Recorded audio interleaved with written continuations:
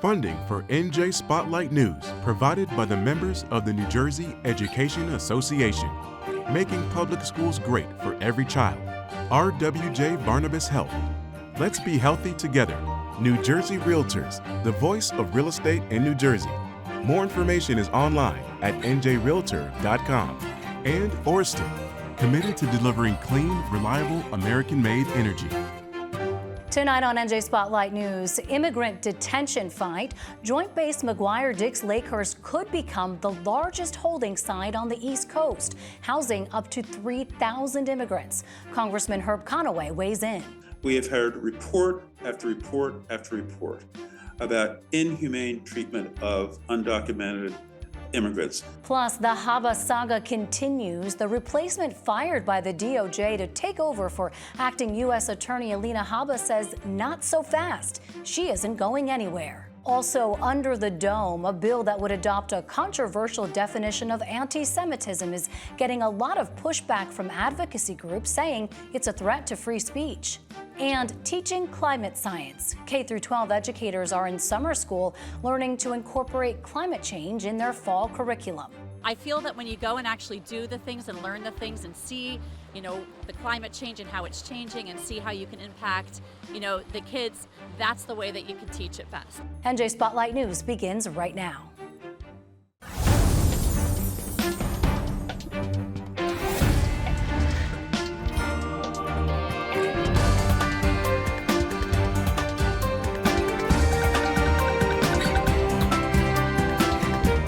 From NJPBS Studios, this is NJ Spotlight News with Brianna Venozzi.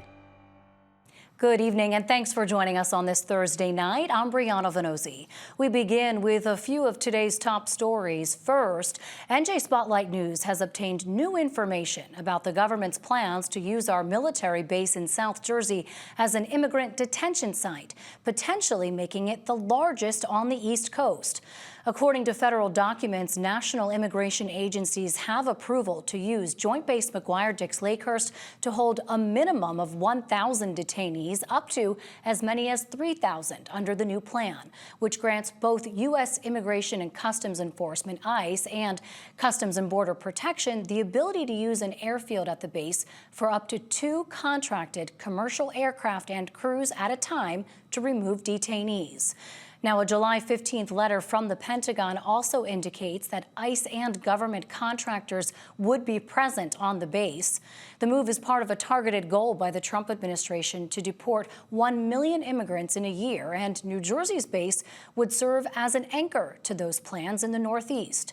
The Pentagon also approved the use of military bases in Indiana and Cuba, though it's still unclear exactly why those locations were chosen and whether immigrant detainees are already being held at the bases.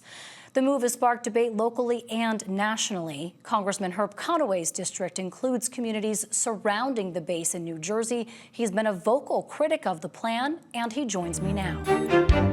Congressman, we learned this afternoon that you and your colleague, Representative Norcross, are going to be touring the base tomorrow, I presume, for an oversight check. What specifically are you going to be looking for? Well, the Congressman Norcross and I want to make sure, first of all, to verify whether or not there are any undocumented immigrants on the base at this time, and to get, quite frankly, a lay of the land. We have been advised that the Joint Base McGuire Fort Dix Lakehurst will be used as a detention facility for undocumented immigrants. And given what we have heard about other such detention centers across the country, we certainly are concerned about whether or not people will be treated humanely at a facility on the Joint Base if, in fact, a detention facility is housed there. And of course, we're concerned, as many are, that the base is an important part of our defense structure and has a mission to protect the United States, to project force overseas, and to train our various Guard and Reserve units.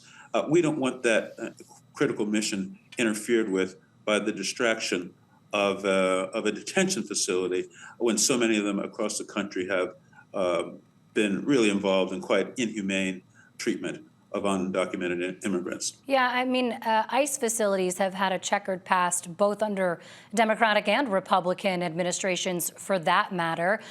Do you have any indications or anything that would lead you to believe at this point that any inhumane treatment or lack of legal representation might be happening there if, in fact, detainees are already being held? Well, we're first, as I said, going to find out if there are detainees on the base. We're not sure whether or not there are detainees there as yet. We've heard rumors. We want to verify. We have an oversight responsibility, and we intend to engage in that responsibility for the benefit of my constituents and as consistent with our responsibilities as congresspersons. But you mentioned ICE facilities. Past is prologue. We have heard report after report after report about inhumane treatment of undocumented immigrants, people who are held incommunicado, people who cannot attain the advice of counsel. If you're on a United States soil, you enjoy the protection of our United States Constitution. And we have heard report after report about those very basic constitutional protections being safeguarded when people are under the care of ICE personnel. We have also heard very distressing reports about people held in stress positions, not being able to use the lavatory, particularly for women. Often men and women are housed together. There have been people who are detained with feces and urine on the floor. They've been forced to eat off plates on the floor with their hands handcuffed behind them as if they were dogs, beatings, cameras turned off because someone complained about their treatment, and then have been subjected to brutal treatment by ICE officials. And so that kind of thing, if it occurs on a base, will impact the morale of our fighting force. If they're there, our service members are going to, may very well be involved in augmenting the personnel in charge of guarding the detainees.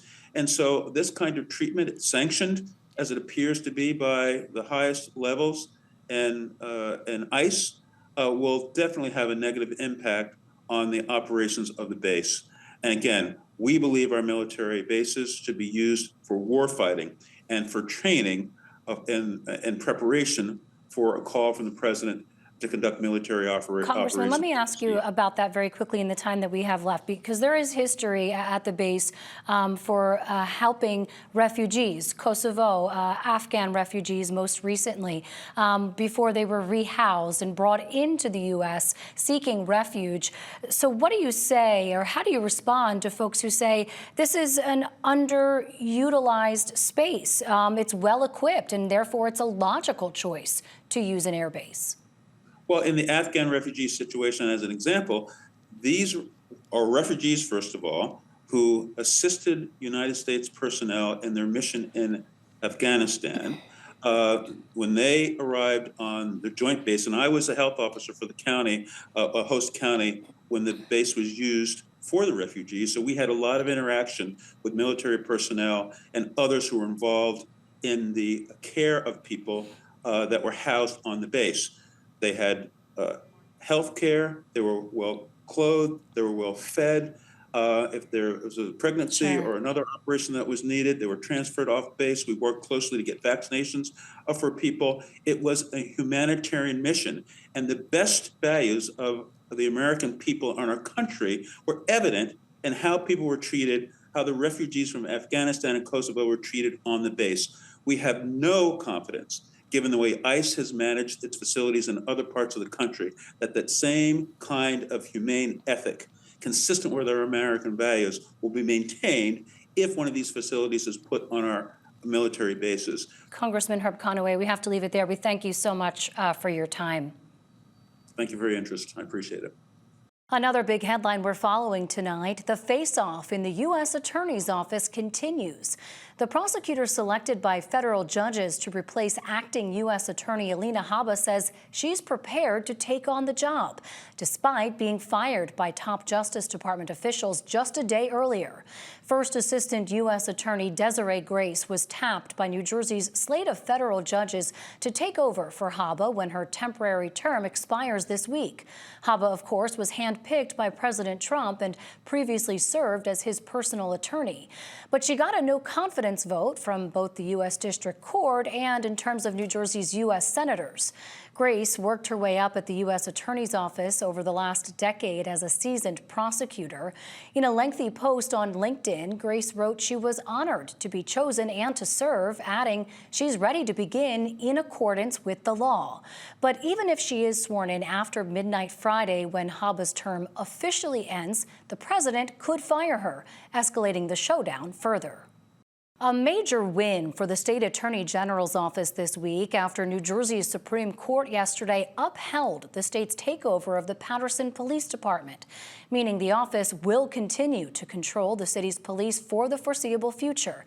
But the court's ruling was written to be limited just to the situation in Paterson, and justices left a question open about the AG's general authority to take over other local police departments undecided. Dealing with that question is now up to state lawmakers. As senior correspondent Brenda Flanagan reports, it's unclear if they'll take any action. I'm extraordinarily gratified that the court did say emphatically that what we did, again, was legal. State Attorney General Matt Platkin hailed the New Jersey Supreme Court ruling that lets his office remain in control of Paterson's notorious police department after a hostile takeover more than 2 years ago faced ferocious legal challenges from the mayor and police union. Social justice advocates also cheered. This is a win for the people of Paterson. The AG superseded Paterson's police department because of the years of blatant police misconduct at the hands of their police department towards, in particular, the Black and brown people of Paterson. But the High Court focused specifically on Paterson, narrowly targeting its unanimous decision to address whether New Jersey's legislature authorized the March 2023 takeover. It found Trenton lawmakers did by approving an interim officer in charge, Issa Abbasi, and by appropriating millions in state aid to finance the effort. But the justices punted on a much larger question. Can the AG do what Platkin did by law? And that is a good question. I mean, I think the court didn't decide one way or the other. Courts routinely do not reach larger questions when they don't have to. It's about whether the supersession of the Paterson Police Department was lawful. And on that question, the court emphatically said 7-0 unanimous yes. But even as it reversed an appellate decision, the High Court warned this appeal raises significant questions about the claim that the Attorney General may supersede and take control of an entire law enforcement agency whenever he determines that step to be appropriate. The legislature has the authority to address those questions directly and clarify its intent and expectations should it decide to do so. It was a more limited decision. And so we are calling on lawmakers in the state legislature to pass a law that expressly ratifies the Attorney General's ability to do that in other police departments around the state. Legislative leadership didn't respond to requests for comment. New Jersey's ACLU, which filed an amicus brief in the case, pointed to the Trump administration's decision to retract investigations of police departments like the one in Trenton that alleged cops used excessive force against the public. When the federal government is retreating from holding local police departments accountable, the Attorney General's ability to intervene and make sure that New Jersey communities are getting the policing they deserve and that's lawful and constitutional is really critical. Now, if the state legislature wants to grant whomever is the Attorney General going forward that authority, then they have every right to do so. But at the moment, there is no law that states that an Attorney General has the right to take over a police department in New Jersey. Paterson's mayor had argued that point from the start. He acknowledges the Supreme Court ruling means Paterson remains under the AG's control because the legislature supports it. He also welcomes the additional $10 million in annual state aid for public safety. I've only looked for a partnership. We know that we are resource strapped in our city. Both Saya and Platkin praised the department's current officer in charge, Captain Pat Murray, a 40-year veteran of the force. Both cited statistics that show crimes trending downward here and that the frayed relationship between Patterson's cops and its beleaguered residents is slowly beginning to mend. A local activist who often protested against police violence agrees. Where in the past, I've been on the opposite side with the signs, with the bullhorns, with the pickets and so forth.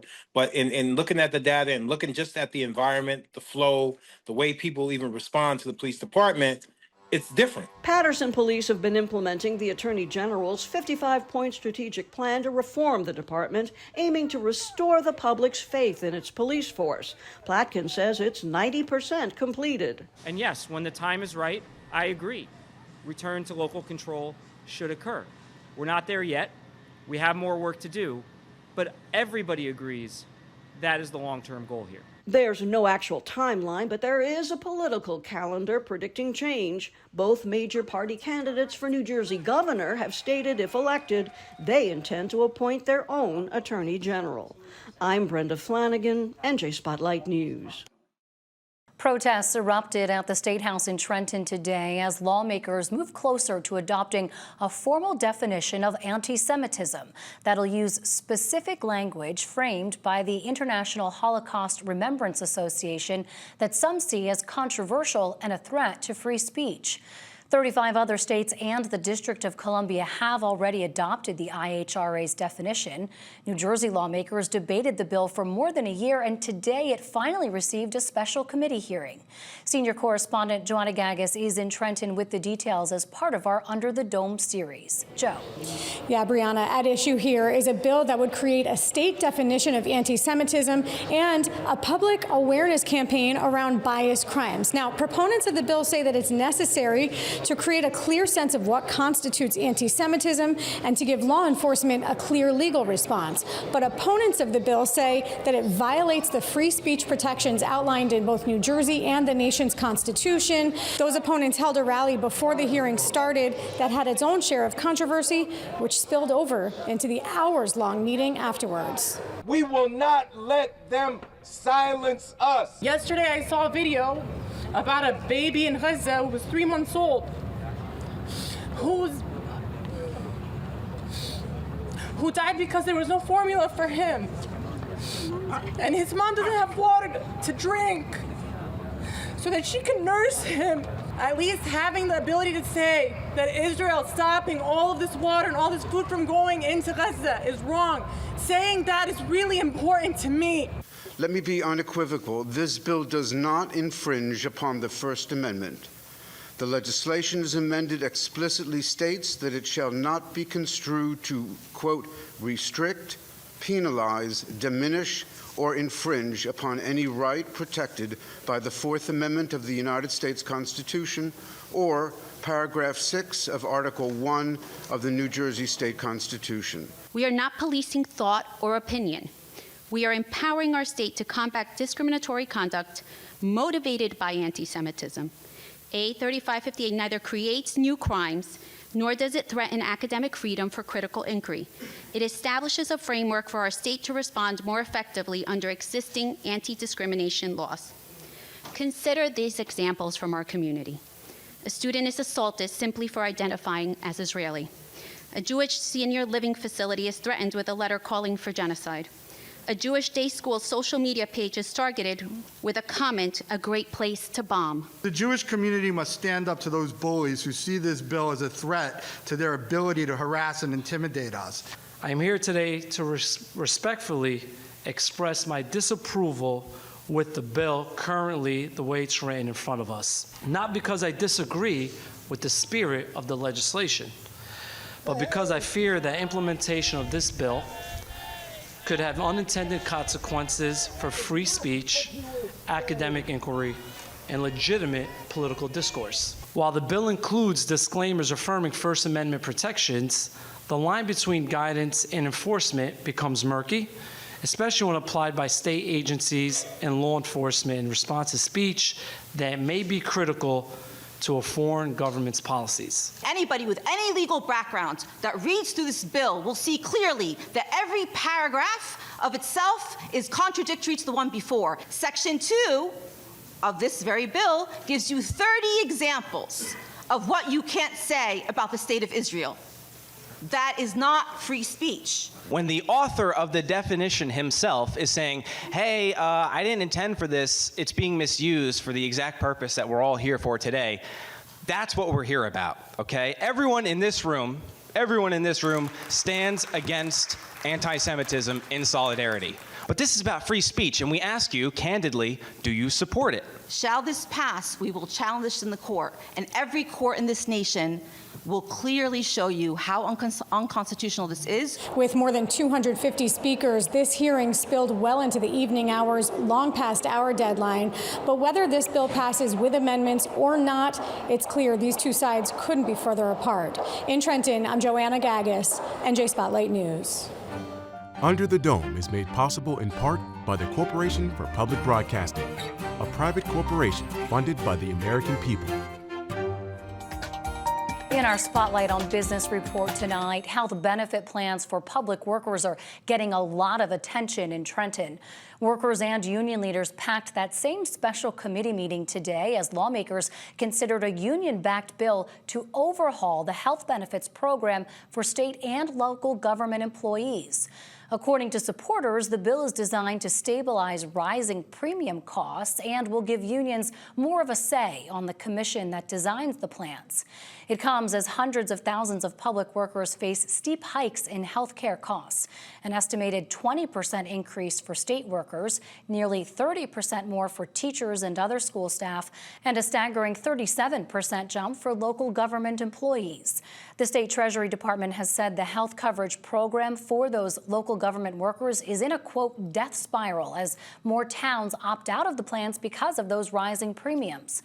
Meanwhile, the current state budget requires the unions to find $100 million in savings over the next 6 months. The bill was released from committee today, but it hasn't been introduced in the Senate. Instead, Senate President Nick Scuteri is proposing a task force to recommend fixes. Support for the Business Report is provided by the Newark Alliance presents the 2025 Halsey Fest, featuring the vibrancy of Newark's Arts and Education District and Halsey Street. Halsey, a neighborhood built on hustle and heart. The 2025 Halsey Fest schedule is available at halseynwk.com. Finally tonight, climate science has come under attack at the federal level recently, but at Stockton University, K-12 teachers are getting the chance to take part in a free 2-day seminar, teaching them how to introduce the lessons in their classrooms. In 2020, New Jersey became the first state in the nation to include climate change in public school curriculums. And as Ted Goldberg reports, the lessons today were proving invaluable. He's puffing up, look. Yeah, he's puffing up now.